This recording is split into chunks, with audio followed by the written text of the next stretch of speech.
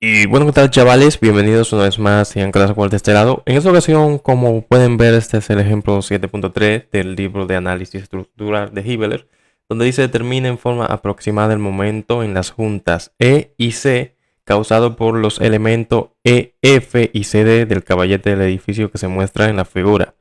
Entonces, lo que nosotros vamos a leer son los supuestos antes de, bueno, de ver en sí el ejercicio.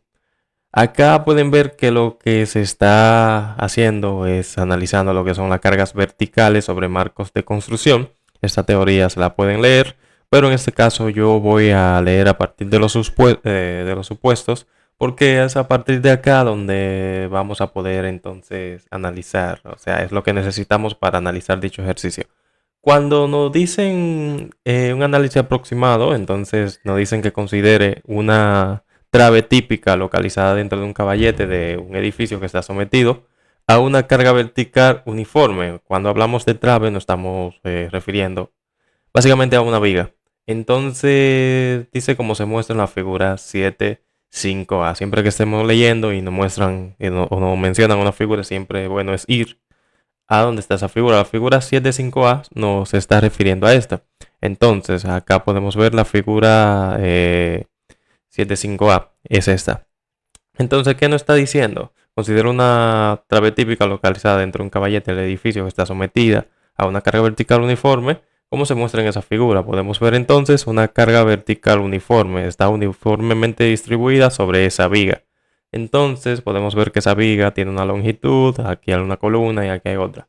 Entonces nos continúa diciendo que los soportes de la columna en A y B ejercerán cada uno tres reacciones sobre la viga, por lo que esta es estáticamente indeterminada de tercer grado. Entonces tenemos lo que son seis reacciones y tres ecuaciones del equilibrio.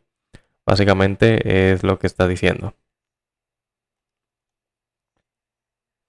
Entonces un análisis aproximado, acá continúa diciendo, requerirá tres puntos para hacer que la viga sea estáticamente determinada. Si las columnas son extremadamente rígidas, no se producirá rotación en A y B, y las curvas de flexión de la trave o de la viga se parecerá a la que se muestra en la figura 7.5b. Vamos a la figura 7.5b. Entonces nos están diciendo que se parecerá a esta. Podemos verlo ahí. Hablando de la curva de flexión, la cual sería esta. Supongo que esta es la de momento y la de flexión. Bueno, entonces nos continúa diciendo,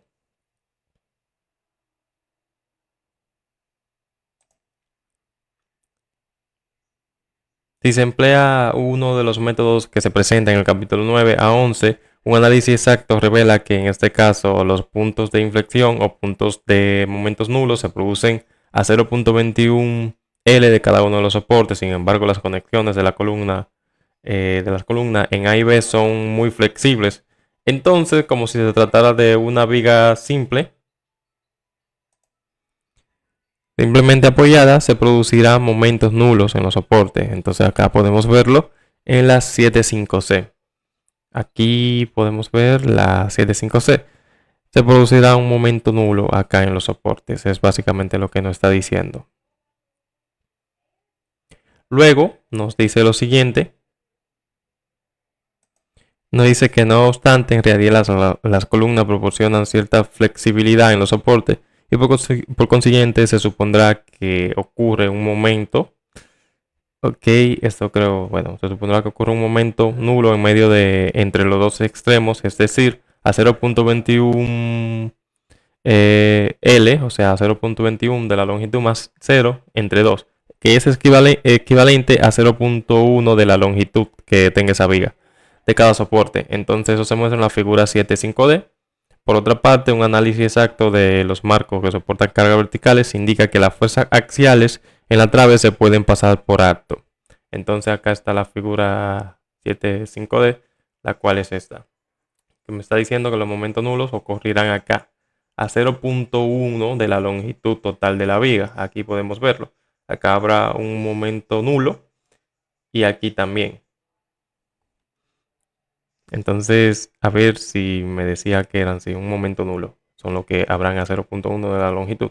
¿Y por qué es bueno saber esto? Veremos más adelante que esto nos va a ayudar a resolver los problemas, ya que vamos a tomar, cuando nos den una viga así, o sea, nos den, ¿cómo es que se llama esto? Nos den un marco de construcción de esta manera, vamos a poder hacer un sistema equivalente mucho más eficaz para poder calcular lo que nos estén pidiendo, ya sean los momentos o la fuerza en los elementos o lo que sea que estén pidiendo. Entonces, acá continúa diciendo, en resumen, cada trave de longitud L puede modelarse mediante un claro simple apoyado de 0.8 de longitud. Acá podemos verlo. Entonces, como en ambos extremos, acá podemos ver el modelo.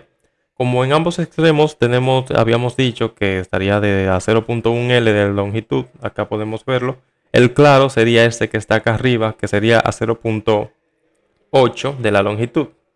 Entonces, como dice aquí en resumen, cada trave de longitud L puede modelarse mediante un claro simple apoyado a 0.8 L de largo que descansa sobre dos extremos en voladizo, cada uno con una longitud de 0.1 L, o sea, de 0.1 de la longitud. Esta es la figura 7.5e, que es esta. En este modelo se han incorporado los siguientes tres supuestos. Entonces, estos son los supuestos que tenemos que tomar en cuenta al momento de analizar uno de estos ejercicios. Hay un momento nulo en el trave a 0.1 L del soporte izquierdo, o sea, acá. Hay un momento nulo en el trave a 0.1 L del soporte derecho, o sea, acá. Y la trave no soporta una fuerza axial, que es básicamente lo que tenemos que tomar en cuenta. Ahora es posible tener mediante el uso de la estática las cargas internas en traves y puede hacerse un diseño preliminar de sus secciones transversales. En el siguiente ejemplo se ilustra de forma numérica. Es lo que le quería enseñar. Ahora sí vamos al ejemplo. Acá tenemos lo que es un marco de construcción. Entonces podemos ver ciertamente que tenemos cargas distribuidas, tenemos lo que es esto aparentemente un pórtico, entonces acá podemos ver carga distribuida. Y nos están diciendo determina en forma aproximada el momento en la junta S. En la junta S se está refiriendo el momento acá en este punto E y el momento acá en C. Entonces, causado por los elementos EF, acá obtenemos ese elemento, ese es el elemento EF, y por el elemento CD. Entonces, del caballete de edificio que se muestra en la figura 7.6a, que es esta. Entonces, como le decía, lo que hay que hacer es un modelo aproximado, ya teniendo en cuenta que si esta longitud podemos ver que 20 pies, entonces lo que vamos a hacer es dos pequeños voladizos a 0.1 de la longitud, que en este caso 0.1 por 20 me da 2 pies. Y el claro, recuerden que es este, que entonces es el que está acá apoyado sobre los dos voladizos, el cual decíamos que estaría a 0.8 de la longitud. 0.8 por 20 es igual a 16, o sea, estos dos claros, como es simétrico, es lo mismo. Entonces ahí lo tenemos, a 0.8 de la longitud 20 y 0.8 por 20 es igual a 16. Acá tenemos el modelo equivalente, básicamente seguimos teniendo la misma carga distribuida para el sistema. Entonces, básicamente pasamos de esto, que era más o menos, no podríamos analizarlo por la cantidad incógnita, pero al agregar estas articulaciones es mucho más fácil de analizar. Aquí podemos ver que lo que agregamos fue no articulaciones, sino estos apoyos. Este apoyo que tiene dos reacciones, el cual es un apoyo fijo y un apoyo de rodillo. Bien, ahora se procede a analizar de la siguiente manera. Dice aquí la solución para un análisis aproximado. El marco se modela de la manera que se muestra en la figura 7.6b, que es esta. Tenga en cuenta que los claros de voladizo que soportan la parte central del trave tienen una longitud de 0.2, entonces lo que le expliqué y a ver por acá. Entonces el equilibrio requiere que las reacciones en los extremos de la parte central del trave sean de 6.400 libras. En la figura 7.6c, o sea, en esta se muestra. Entonces, ¿qué es lo que me están diciendo aquí básicamente? Bien, lo que te están diciendo es, vamos a tomar este lápiz, es como esto es simétrico, pueden verlo, esto aquí es simétrico y esto también.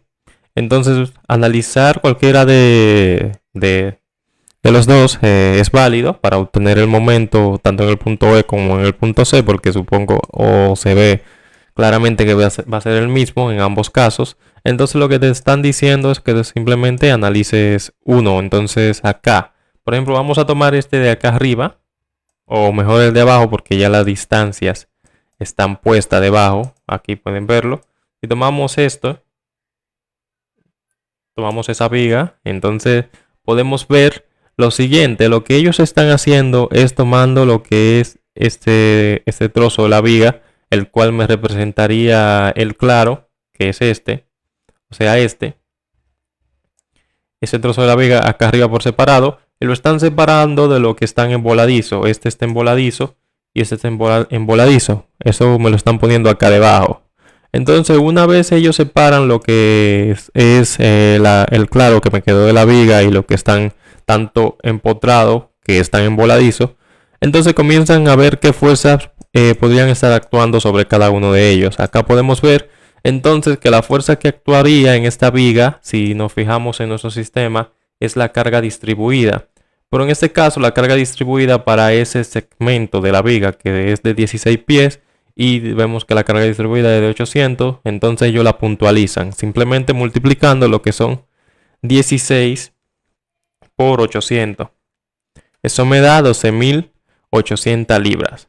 Entonces también es válido suponer que si yo tengo esas 12.800 libras en este claro de esta viga que saqué, entonces deberían aparecer unas fuerzas que se opongan, ¿no? En cada uno de los extremos. Entonces simplemente sería dividir lo que es 12.800 sobre 2. Entonces esas fuerzas que aparecen en los extremos son de 6.400 libras. Entonces podemos ver que ya en el claro de la viga, básicamente lo tenemos resuelto esta parte. Pero ahora hay que irnos a los voladizos, a cada uno de ellos. Como son simétricos, entonces aparecerán la misma fuerza, los momentos, etc. Entonces, lo que ellos suponen es que como si aquí hay una fuerza de 4.600 hacia arriba, en la parte de que le quitamos, porque recuerden que básicamente esta parte también pertenece a la viga, pero la separamos. Para que la viga se vuelva a unir, debe de haber otra fuerza con la misma magnitud, pero en sentido contrario, porque básicamente estamos seccionando, como quien dice, la viga. Entonces, acá lo muestran. Esta fuerza de 6.400 también está ocurriendo hacia abajo, y lo ponen acá donde supuestamente supuestamente separamos la viga. Además de eso, también está la carga distribuida de este segmento, o sea, de la viga que está en voladizo, la cual sería simplemente los dos pies que mide por los 800 de la carga distribuida, que sería igual a 1.600, que es algo que podemos ver acá, 1.600. Pero recordar que esos 1.600 no están ocurriendo, a ver si puedo hacer un zoom acá, no están ocurriendo en la parte, o sea, no están ocurriendo al final, no están ocurriendo acá, sino que más bien están ocurriendo en la parte céntrica. Como acá pueden ver que ocurrió en la parte céntrica, cuando uno puntualiza la carga siempre ocurre en el centro. Acá entonces está ocurriendo en el centro, o sea, si esto mide 2, entonces está ocurriendo en 1. Y además de eso, es evidente suponer que si tenemos esas dos fuerzas, si las sumamos, 1.600 más 6.400, eso da 8.000 hacia abajo. Pero debe de haber una fuerza que se oponga de la misma magnitud, la cual es esta, que es 8.000 pero hacia arriba. O sea, sumamos estas dos, nos da 8.000. Pero claramente para que haya equilibrio, porque estamos suponiendo que todo el sistema esté en equilibrio, debe de haber una de 8.000 que vaya hacia arriba. Es lo que se está suponiendo para realizar este ejercicio, porque recuerden que es un análisis aproximado y entonces se está pensando de esa manera para poder solucionarlo. Entonces ahí ya tenemos todo lo correspondiente a esta parte, y como tenemos simetría, todo este análisis que hicimos acá, esto es válido para el otro lado. O sea, es lo mismo pueden verlo, es lo mismo. Simplemente que el momento acá se supone hasta este lado y para que haya equilibrio, entonces hacia el otro momento debería estar hacia el otro lado. Pueden verlo. Un momento que gira hacia la derecha, un momento que gira hacia la izquierda. Ahora, una vez supuesto todo esto, lo que falta es básicamente calcular lo que nos piden, lo que son los momentos en esos, en esos puntos, ¿no? A ver, el momento en las juntas, ok, en las juntas. Aquí entonces simplemente habría que analizar una sumatoria de momento alrededor de uno de esos puntos. En este caso vamos a decir sumatoria de momento. Dijimos que tomamos esta parte, entonces alrededor de C, acá. Entonces vamos a suponer que esto que está acá es C y vamos a hacer una sumatoria de momento. Sumatoria de momento alrededor de ese punto.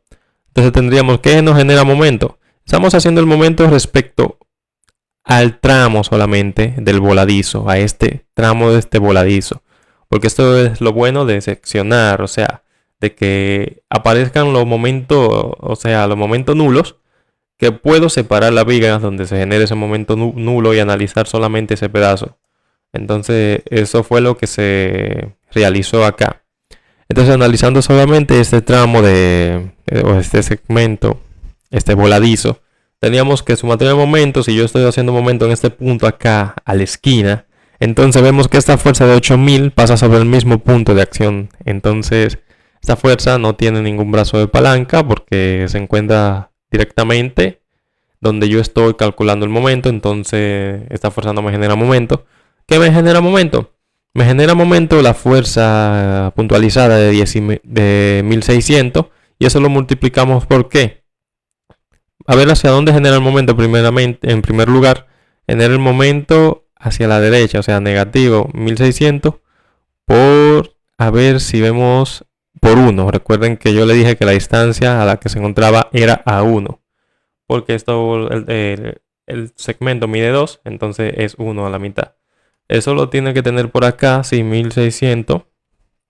Ok, el momento depende hacia dónde se asumiera también, porque puede ser negativo o positivo, dependiendo hacia dónde el libro asumió el momento. Entonces, veamos, aquí le da positivo, me hace girar en sentido para allá la viga.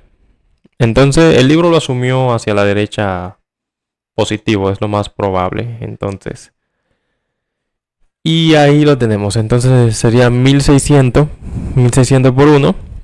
Eso más, sí, aquí pueden ver más. Eso fue que el libro asumió que hacia ese lado, hacia la derecha, era positivo.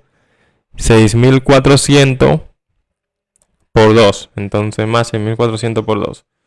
Y vemos que ese momento es igual, si lo calculamos, 1600 por 1 más 6400 por 2 es igual a 14.400 libra-pies. O sea, el momento en ese punto.